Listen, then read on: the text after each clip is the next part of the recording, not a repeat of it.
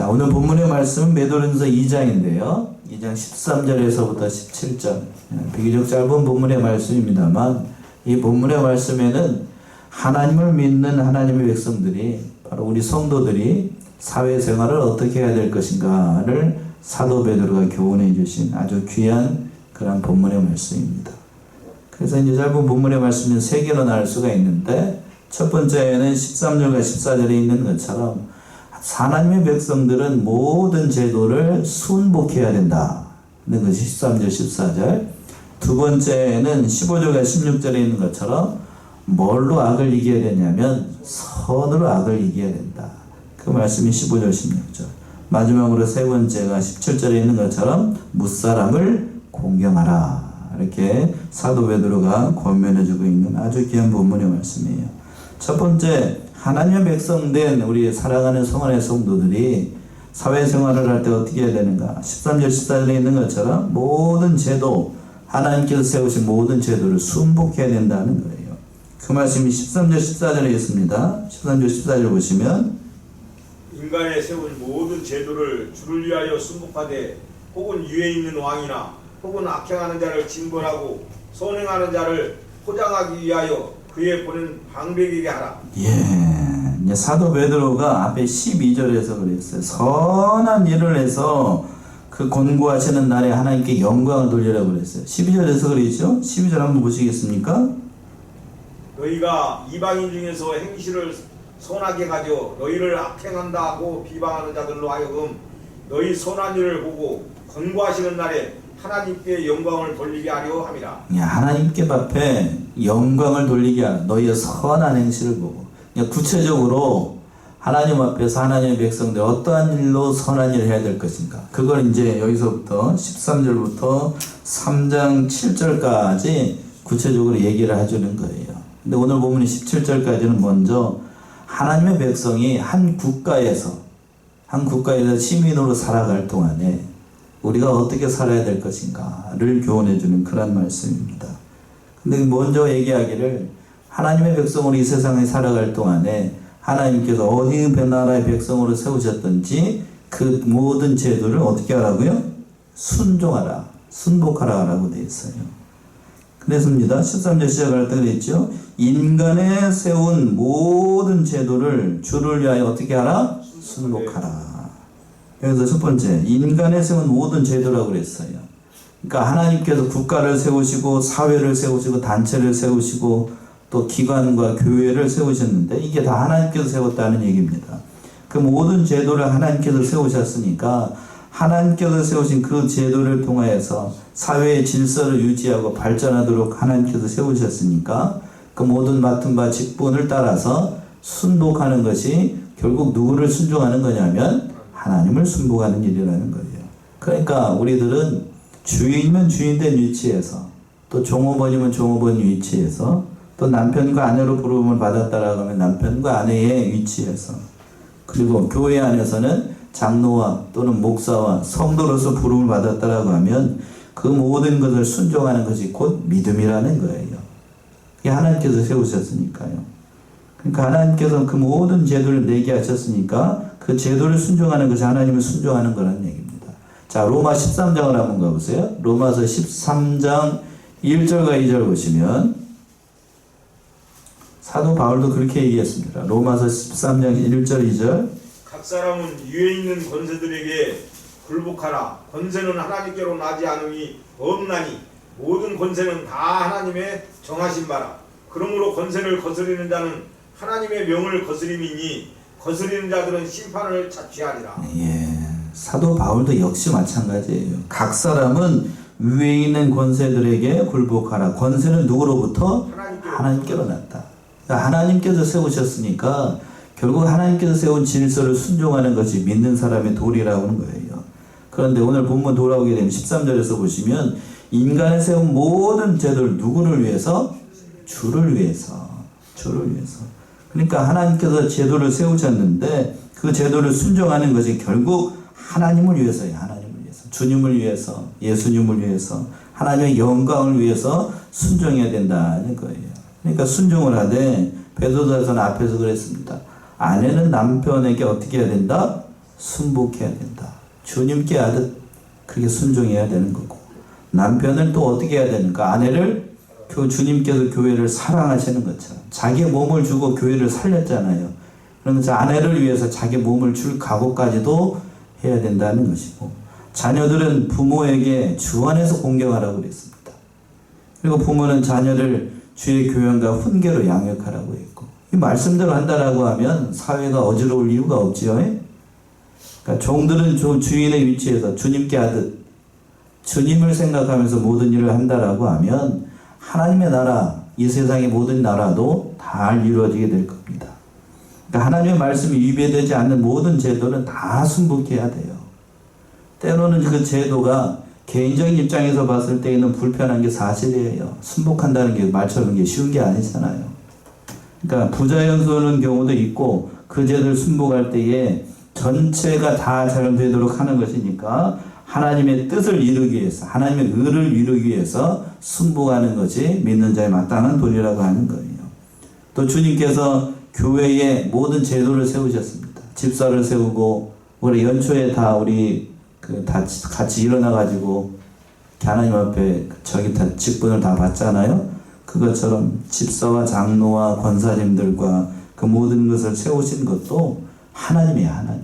교회를 잘 되도록 하기 위해서. 권세를 부리라고 세운 게 아니고 하나님의 일을 잘 되도록 하기 위해서 하나님께서 세우셨으니까 그 모든 것을 잘 협력해 나가는 것이 성경적이고 하나님을 믿는 백성이라는 겁니다. 그런데 어떻게 하라고 그랬냐면 순복하라고 그랬죠. 순복. 순복은 두 가지가 합쳐진 거예요. 순종과 또 뭐요? 복종이 합쳐진 거죠. 말 그대로 순종은 나의 마음에도 맞고 그 모든 것이 다 맞아서 그걸 따르는 마음이 참 좋아요. 단 마음으로 순종하는 거죠. 단 마음. 이해가 되니까요. 말하는 것이, 명령하는 것이 이해가 되니까 순종하는 거예요. 그건 쉬워요. 그러나 복종은 뭐예요? 내 생각하고는 맞지 않아요. 예, 내 생각하고 맞지 않는다고. 그런데도 따르는 것을 복종이라고 얘기합니다. 뭐는 그거 복종이 대표적으로 나타나는 곳이 어디예요? 군인이죠, 군인. 상관의 명령에 절대 복종해야 됩니다. 절대 복종해야 돼요. 전쟁이 났습니다. 평상시에는 사람을 죽이기 위해서 그 군인이 있는 게 아니라 나라를 지키기 위해서예요. 그런데 전쟁의 상황이 다가오게 되면 건너편에서 적이 쳐들어오게 되면 총으로 그 사람은 어떻게 해야 되죠? 죽여야 내가 삽니다.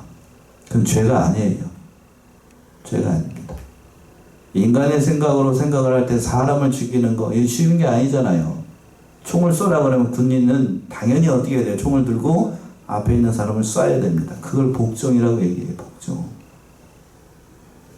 이러한 마음으로 그 모든 세워진 질서를 세워나가는 것, 순종해 나가는 것이 믿는 자라라고 얘기하는 거예요. 근데 이제 순복이라는 말이 나왔으니까 제가 이제 말씀 준비해서 보니까 재미있는 구절이 있더라고요. 전 세계 민족 가운데에 제일 잘 순복하는 민족이 어느 민족일까 이렇게 조사를 해봤더니 두 나라 국민이 꼽았다고 합니다. 어딜 것 같냐면 하나는 독일이고 하나는 어디냐면 일본이에요. 독일 사람들은 아무리 위에 사람이 잘못된 명령을 내려도 그걸 잘 순복을 한다라고 합니다. 민족성 자체가 그렇대요. 그래서 비록 뒤에서는 뭐라고 수근수근 할지 몰라도 앞에서는 철저히 순종을 합니다. 그래서 우리 세계사에서도 그랬잖아요. 그래서 그런지 모르겠지만 독일 나치주의가 나와서 누가 나왔습니까? 히틀러 같은 사람이 나왔어요. 히틀러 같은 사람. 그리고 또 다른 한 나라가 어디 나라고요? 일본이요, 일본. 대표적으로 일본은 그 여성들이 남편에게 순복하기를 아주 깍듯하게 합니다. 요즘은 그렇지 않지만요. 예전에는 그랬어요. 마치 그냥 남편 앞에서 무릎을 딱 꿇고 그냥, 그거 아십니까? 영화 보게 되면 기모노 딱 입고 와가지고 남편 앞에 그냥 바짝 엎드려가지고 죽은 사람처럼 행동을 해요. 그러니까 가정의 질서가 세워지고 그 모든 것을 보고 자랐던 아들들이 부모의 말에 절대적으로 복종을 합니다. 그러니까 일본 정신이 사무라이 정신이 그대로 남아 있어가지고 일본이 조그마한 나라였지만 2차 세전 때 어느 나라와 같이 전쟁을 일으켜요? 미국하고 같이 전쟁을 일으키잖아요. 미국하고. 그래서 미국 사람들이 일본에 들어와가지고 그 일본 정신을 꺾으려고 했는데 그 밑바탕에 그런 정신이 있을까? 꺾어지겠어요? 안 꺾어지겠어요? 안 꺾어져요. 안 꺾어져요. 그러니까 다 결국 그 전쟁의 어려움 가운데서도 제가 본받으라는 얘기가 아니고 그런 모든 것을 통하여서 결국 지금 일본이 잘 사는 나라가 됐습니다. 그 밑바탕에 그러니까 아무리 불의한 명령이라도 순종하는 것, 그 정신이 남아있으니까 지금 독일 잘 살잖아요. 어느 일본도 역시 그렇지요? 그런데 오늘날 우리나라 한번 보자고. 우리나라 예전에는 그랬습니다. 우리나라 무슨 나라라고 얘기했냐면 동방 무슨 지국? 예의 지국이라고 해서 예의를 잘 지키고 윗사람과 아랫사람의 도리를 다했던 아주 주위에서 칭송이 많았던 나라였습니다. 근데 우리나라의 형편이 지금 그런가요? 여러분들이 한번 대표해보면 여러분이 진짜로 그래요? 아니지요. 제가 어렸을 때만 해도 동네 어르신들 지나가게 되면 끄뻑 인사하고 그랬습니다. 근데 요즘 제가 지나가도 초등학생들이 저를 보고 인사하는 거 저는 눈을 뜨고 본 일이 없어. 제가 젊어서 그런지 모르겠지만 그런 적이 없어요. 왜 그럴까? 예전에는 그 가정 안에서 우리나라도 그랬죠. 예전에는 아내가 남편을 어떻게 하고 잘 순종하고 이 말씀처럼 순복하고 그랬었는데 요즘 우리 가정의 형편이 아내들이 남편에게 순복하는가? 그런가요? 남자분들 한번 얘기해 보세요. 가슴 진실되게. 그런가요? 예. 그렇지 않아요. 그렇지 않아. 그러니까 그 질서가 깨지니까 그걸 보고 자란 자녀들이 누구의 말을 안 들어? 부모의 말을 안 들어요. 부모의 말을 안 들으니까 학교 가서도 선생님 말을 들을까요? 안 들을까요? 안 들어요. 학교에서 선생님 말을 안 들었는데 직장생활에 상사의 말을 듣겠어요? 안 듣겠어요? 안 들어요. 안 들어. 우리나라 형편이 그렇다니까 지금. 다른 나라 볼 게 아니고 우리나라 형편이 그렇다고요.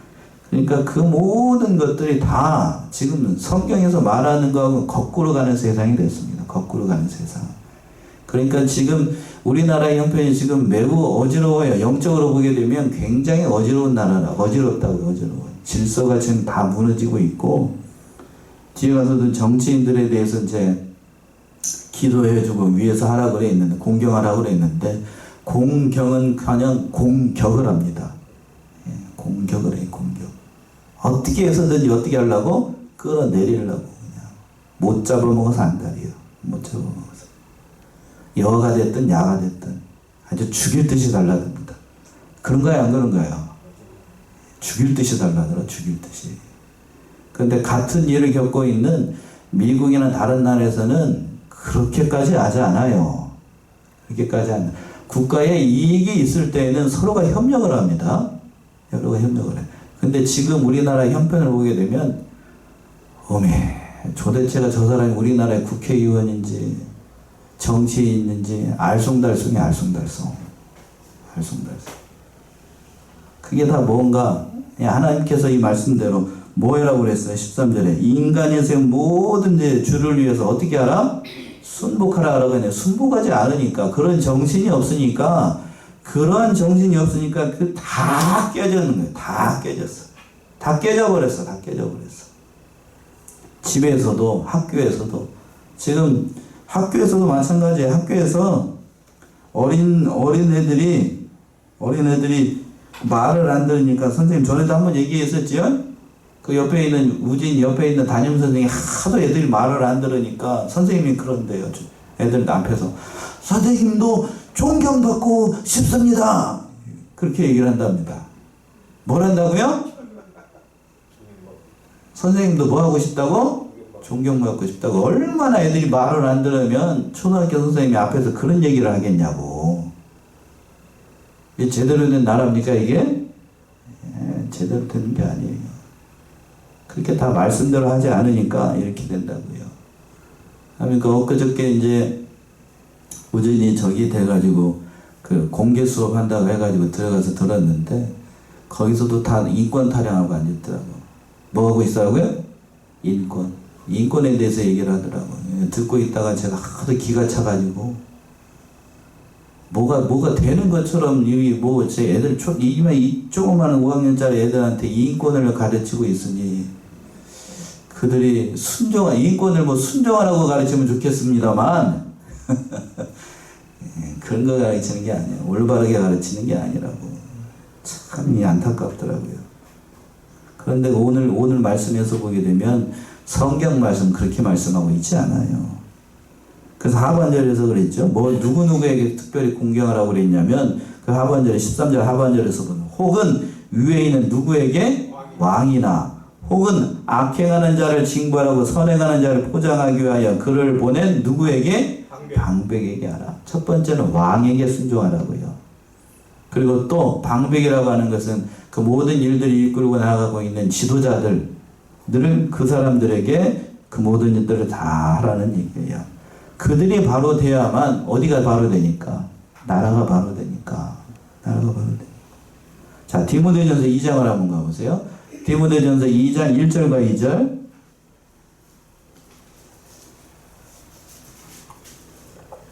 디모데전서 2장 1절과 2절. 그러므로 내가 첫째로 권하노니 모든 사람을 위하여 간구와 기도와 도구와 감사를 하되 임금들과 높은 지위에 있는 모든 사람을 위하여 하라. 이는 우리가 모든 경건과 단정한 중에 고요하고 평안한 생활을 하려 함이니라. 예, 사도 바울이 디모데에게 권면을 하면서 기도하라고 그랬어요. 누구를 위해서 기도하라는 것인가? 그러므로 내가 첫째로 권하노니 모든 사람을 위하여 간구와 기도와 도구와 감사를 하되 모든 사람들을 위해서 하되 특별히 어떤 사람들인가 딱 집어서 누구요? 임금들과 높은 지위에 있는 모든 사람을 위하여 하라. 그 사람들 위해서 하라고요. 오늘 우리식으로 얘기하면 우리나라로 얘기하면 누구를 위해서? 대통령을 위해서. 또 높은 지위에 있는 각부 장관들과 마음은 맡기지 않습니다만 국회의원들을 위해서 어떻게 하라고요? 기도하라는 얘기예요. 왜 기도해야 되는가? 이는 우리가 모든 경건과 단정한 중에 교회하고 평안한 생활을 하기 위해서 그들이 잘해야만 그들이 나라를 잘 다스려야만 우리가 믿는 일을 할 수 있어요. 믿는 일을 할 수 있습니다. 칼빈이 그랬습니다. 칼빈이 부패한 정부라도 정부가 없는 것보다 낫다라고 이렇게 얘기했어요. 그렇지요? 예. 정부가 없어봐요. 난리가 납니다. 여기저기서 폭동이 일어나고 난리가 난다고요. 자, 전 세계 나라 중에서 여자분들이 지금 우리가 수요예배 드리잖아요. 여자분들이 어느 길을 가면서 이렇게 담대하게 걸어갈 수 있는 나라가 몇 나라가 안 돼요. 이 야심한 밤에. 예?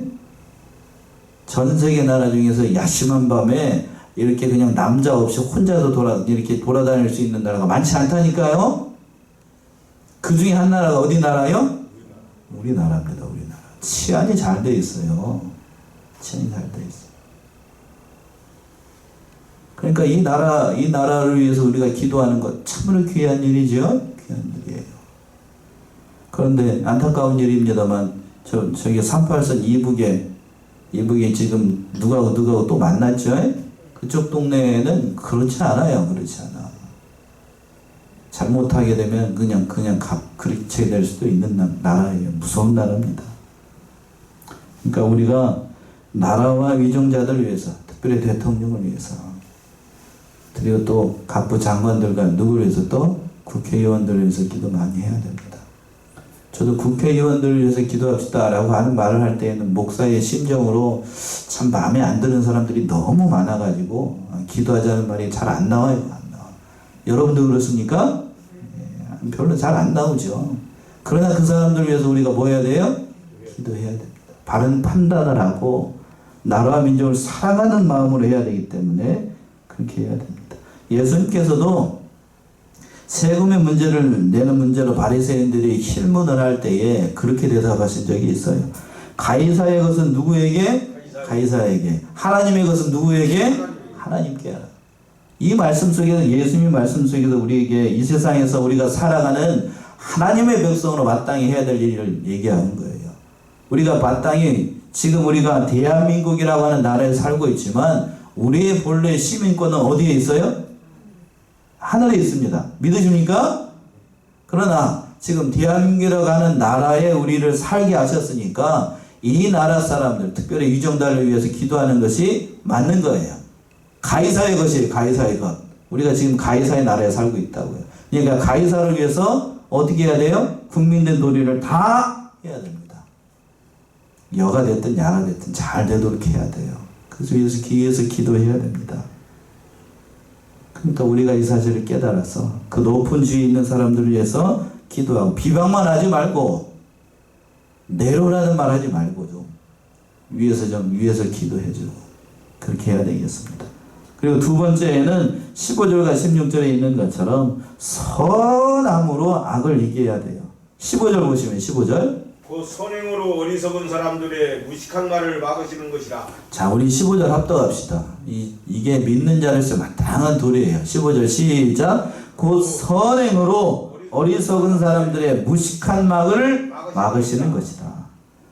그러니까 성도가 모든 제도를 잘 순종하고 끝까지 믿는 자로서의 진실과 선행된 일을 하게 되면, 불신자들이 처음에는 어리석다, 무식하다, 왜 저렇게 속으면서까지 이런 일들을 하는가, 처음에는 비방을 하다가도, 그러나 하나님의 권고가 임하게 되면 그들이 입을 막아요. 아, 니들이 하는 일이 옳았다 라고 인정해 줄 때가 있다는 얘기예요.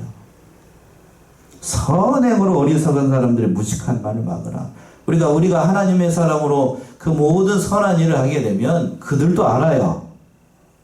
여러분들이 하나님의 백성으로서 모든 억울한 일을 당해도 그들을 위해서 이렇게 기도하고 나라와 민족을 위해서 기도한다는 사실을 그 악한 사람들도 다 안다고요.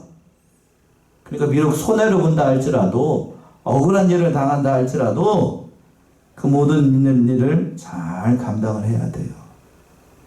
자, 우리가 한번 생각을 해보자고요. 사도 베드로가 얘기했던 이때보다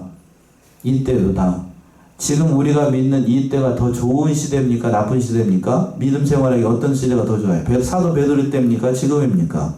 지금이죠. 성경에 나와 있는 사도 바울이 있던 시대나 사도 베드로가 있던 시대에 비하면 지금 우리는 천국 생활이에요. 그 인정하십니까? 사도 베드로 때나 사도 바울 때에는 예수를 믿는다는 그 예자만 잘못 얘기했다가는 뭐가 날아가요? 목이 날아가. 지금은 그 예수 믿는다고 해가지고 다른 사람들 나를 잡아 죽이려고 그렇게까지 하지는 않잖아요. 사도 이 베드로가 이 얘기를 할 때에는 그때 당시 상황을 보게 되면 참 받아들이기, 그때 사람들이 이 말씀을 듣는다고 한번 생각을 해보세요. 지금 우리가 예수 믿는 것 때문에 어려움 당하는데 더 어려움을 당하라고? 인간적인 생각을 한다라고 하면 받아들이기 쉽지 않았더라고요. 그러나 그때에는 이 모든 말씀을 그들이 잘 순종했습니다. 그래서 그 하나님을 믿는 사람들 그리스도인이라고 얘기했는데, 사도행전에서 나오지요. 그리스도인이라고 처음에 불렀던 건 그게 좋은 의미가 아닙니다. 욕이에요. 욕. 저 예수쟁이들.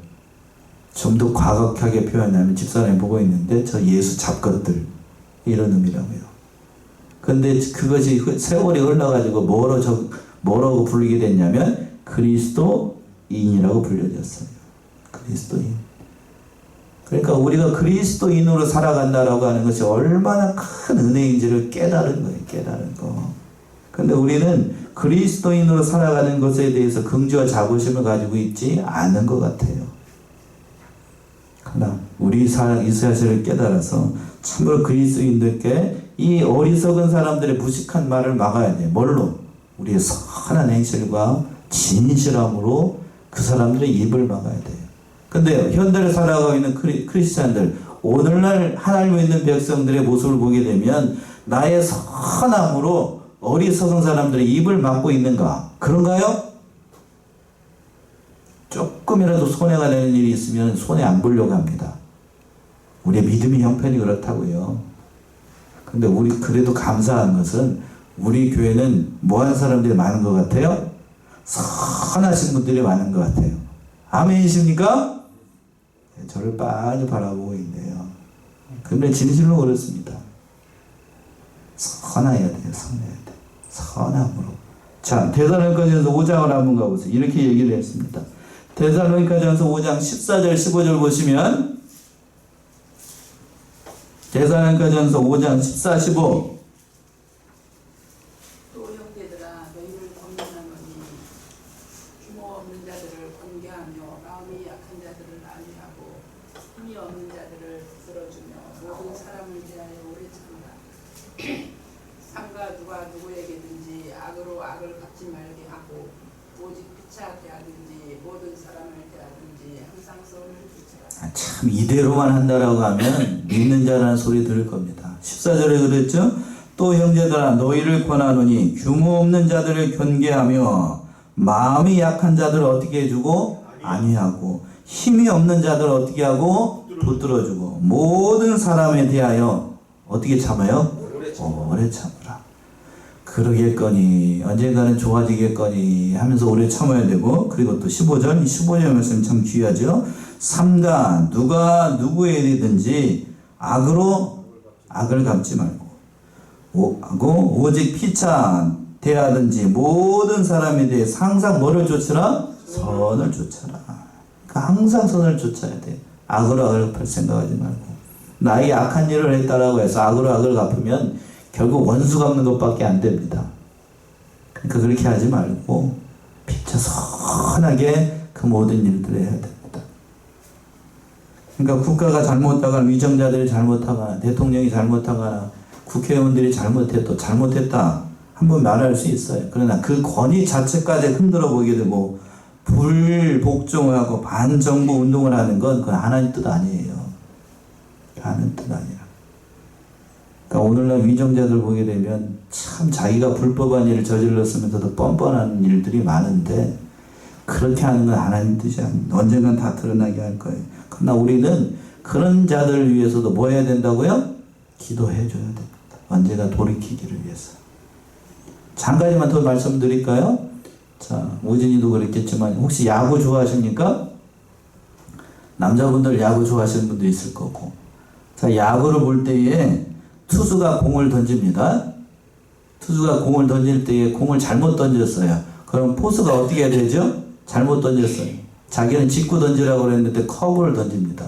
그럼 어떻게 해야 돼요? 그걸 받지 말요? 예? 받지 마? 잘못 던졌으니까 받지 마요? 안 받으면 어떻게 돼요? 공이 뒤로 빠져가지고 말루 상황이라고 얘기해 봅시다. 그럼 어떻게 되는 거예요? 자기 편 어떻게 되는 거예요? 이기겠어요? 지겠어요? 지겠지요? 지겠어요. 집니다. 그런데 이 투수가 공을 잘못 던졌어. 그런데 그냥 어느 유명한 포수 같은 경우에는 몸을 던져가지고 그 공을 막았어요.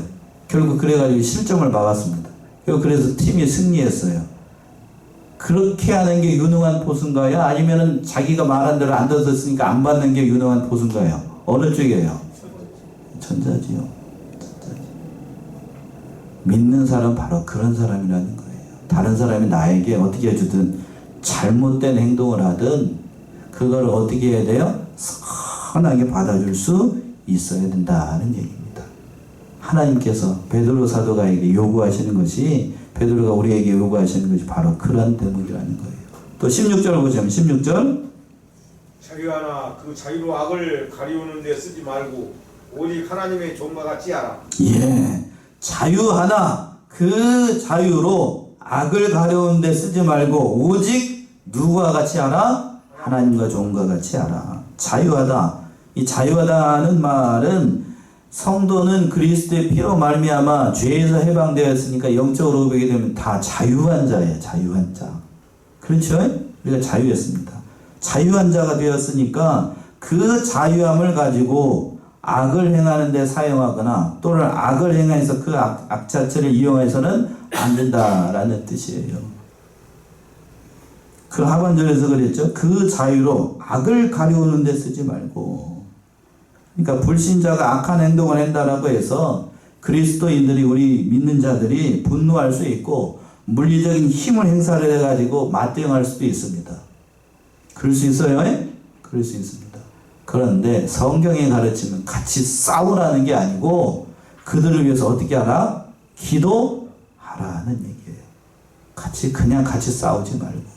그게 성경의 가르침이에요. 목사님, 그럼 우리가 너무 많이 손해를 보는데요. 하나님은 그렇게 얘기합니다. 차라리 어떻게 하라? 손해를 보라. 예수님이 그랬습니다. 오리를 가지고자 하는 자에게 몇 리까지 가고? 10리까지. 거수들 달라 하는 자에게 어디까지 주고? 소금까지 주라. 그게 믿는 자예요. 그런데 오늘날 현대를 살아가고 있는 크리스찬들은 절대로 뭐 하려고 하지 않아요? 손해보려고 하지 않아요. 손해보려고 하지 않아요. 심지어는 그래서 같은 교회에 있는 믿는 형제끼리 세상 법정 가가지고 같이 고소하고 같이 그냥 맞고소하고 그냥 그런 일이 비일비재예요. 법정 가서 보게 되면 큰 교회들은 그렇다고 합니다. 가서 보게 되니까 결국 가가지고 이제 목사님이 중재하려고 가서 봤더니 아무개 몇 구역 장로님이고 몇 구역 성도님 만나가지고 둘이 소송하고 앉았더래. 그게 믿는 자예요? 그 믿는 자 아니라고요. 차라리 손해를 봐야 돼. 차라리. 그 말씀이 16절에 있어요. 그 자유로 악을 가려운 데 쓰는 건 그 믿는 자의 도리가 아니라는 얘기입니다. 차라리 뭐와 같이 하라? 하나님의 종과 같이. 하나님의 종들, 그 모든 일들을 위해서 주의 종으로 부름을 받아가는 것처럼 서로 종노릇하고 서로 섬기는 일을 하고 있어요. 그렇게 하라는 얘기입니다. 갈라디아 5장 13절 한번 보세요. 갈라디아 5장 13절.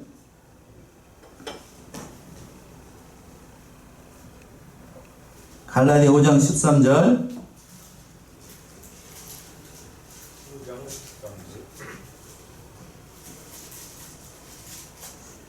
형제들아, 너희가 자유를 위하여 부르심을 입었으나 그러나 그 자유로 육체의 기회를 삼지 말고 오직 사랑으로 서로 종노릇하라. 하반절에서 그랬습니다. 오직 사랑으로 서로 어떻게 하라? 종노릇하라. 이게 하나님께서 우리를 부르신 이유예요. 그러니까 서로 사랑으로 서로 섬기는 일을 잘 해야 된다는 거예요. 마지막으로 세 번째 17절의 말씀이 무사람을 공경하라 라고 얘기하고 있어요. 17절 보시면 17절. 무사람을 공경하며 형제를 사랑하며 하나님을 두려워하며 왕을 공경하라. 자, 우리 17절 합독합시다. 17절 우리 문집사님만 읽지 말고 17절 시작. 무사람을 공경하며 형제를 사랑하며 하나님을 두려워하며 왕을 공경하라. 이대로만 하면 사회가 어지러울 일이 없어요. 그렇죠? 그 혹자들은 얘기를 합니다. 한국에 기독교가 처음 들어왔을 때에 기독교는 어른도 몰라보고 부모도 몰라보고 조상도 몰라보는 막대먹은 종교다. 오늘 말씀 보게 되면 그런가요? 절대로 그렇지 않아요. 무사람을 공경하라. 무사람을 공경하라는 얘기는 모든 사람을 다 공경하라는 얘기예요. 모든 사람. 공경하라는 말도 귀히 여기라. 외모로 사람을 판단하지 말라는 의미가 담겨 있어요. 그러니까 모든 사람들을 외모를 보고 판단하지 말고 잘 대해주라는 거예요. 근데 사람의 일반적인 성향은 경제적인 힘 또는 정치적인 힘 또는 높은 주위에 있는 사람들을 귀하게 여기기가 쉬운데 그러나 믿는 자들은 그렇게 사람을 평가해서는 안 된다는 거예요. 그리고 또 뭐라고 그러냐면 형제를 사랑하라. 형제 모든 성도들 믿음 안에서 서로 사랑해야 된다는 그게 마땅히 믿는 자의 도리라고 하는 거예요. 그리고 또 뭐라고 그랬습니까? 세 번째 누구를 두려워하라? 하나님을 두려워. 하나님을 두려워한다는 거 하나님을 경외하는 거예요. 하나님을 경외하는 거. 그리고 마지막으로는 누구를 공경하라? 왕을 공경하라. 오늘날로 얘기하면 대통령을 공경하라는 거예요. 대통령을 공경하라고 그랬지 공격하라고 그러지 않았어요. 자꾸 공격하려고 하지 말고 왕을 공경하고 위해서 기도해야 됩니다. 또 특별히 세우신 모든 지도자들, 특별히 어른들을 존경할 줄 알아야 돼요. 어른들을 공경해야 돼요. 자, 오늘날 대한민국의 현실이 어른을 공경하지 않는 시대가 됐어요. 한 구절만 더 찾아보고 오늘 본문의 말씀 마칠게요. 레위기 19장 32절 한번 보세요. 레위기 19장 32절.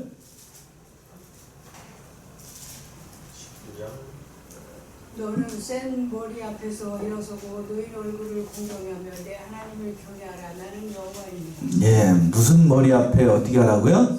센 머리 앞에 어떻게 하라고? 일어서라. 센 머리가 뭐예요? 흰머리. 흰 머리. 머리가 하얀 사람을 보게 되면 자리에서 어떻게 하라고요? 일어서라. 그러니까 쉽게 그 다음 절에 또 뭐라고 되어 있어요? 노인을 어떻게 하라? 공경하라. 그러니까 이 기독교의 모든 말씀을 보게 레위기의 말씀인데 특별히 계명의 말씀이에요. 기독교를 평가를 할 때에 조상도 물러가고 어른도 물러간다. 그런가요? 아니죠. 흰 머리가 오게 되면 머리가 하얀 분들, 나이가 많으신 분들인데 그들이 오게 되면 어떻게 하라고? 이 자리에서 일어서서 존경을 표해야 된다는 거예요. 그런데 오늘날 한국에 서울에 가게 되면 지하철이 있습니다. 그렇죠? 지하철에 보게 되면 지하철 가게 되면 요즘은 어른들이 들어와도 지하철에 앉아있는 사람들 대부분 다 뭐합니까? 일어납니까? 아니면 이렇게 합니까? 안 일어나요. 안 일어납니다. 예전에는 그래도 제가 저기 있을 때는 그래도 어떻게 자는 신용이라도 했는데 요즘 젊은 것들은 자는 신용도 아니야. 앞에 오잖아요? 그럼 뻔히 보고 있어. 아주 그냥 이제 막 나가는 거예요. 막 나가. 기대할 수가 없어요. 자, 그러면서 뭐라고 얘기를 하냐면 제가 그런 얘기까지 들은 적이 있어요. 노인들이 왜 지하철을 타냐고. 뭐요?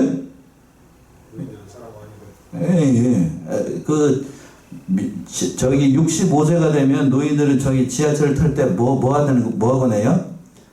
요금을 냅니까? 안 냅니까? 안 내고 타요. 근데 자기는 뭐 내고 타죠? 돈을 내고 타요. 자기는 안 늙나? 예, 그러니까 그렇게 얘기를 한다고. 요즘 막 나간다니까. 막 나가. 그러니까 믿는 사람은 그렇게 하면 된다고요? 안 된다고요? 그렇게 하면 안 된다고요. 그러니까 마지막 때 이제 얘기했어. 무사람을 어떻게 하라? 공경하라. 무사람은 공경해. 이렇게만 한다라고 하면 사회가 바로 되겠지요? 우리 사랑하는 성원의 성도들 이 사실을 깨달아서 하나님께서 세우신 모든 질서를 순종하고 모든 일을 이루어 나가시는 저와 여러분들이 다 되시기 바랍니다. 기도하겠습니다.